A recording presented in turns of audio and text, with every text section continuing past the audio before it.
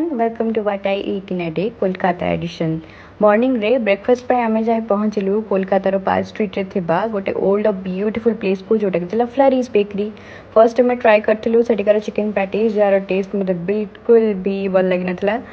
मु भी रेकमेंड करबी बिल्कुल भी बहुत ही ठंडा थिला नेक्स्ट आम ऑर्डर करथिलु गोटे typical English breakfast and the taste was really good मु जस्ट 10 आउट ऑफ 10 देबी ब्रेकफास्ट को and then I end up our breakfast with a cup of cappuccino then टिके बुलाबुली कला परे आमे बाहरलु आम लंच पाई जोटी आमे गलु अरसलान बिरयानी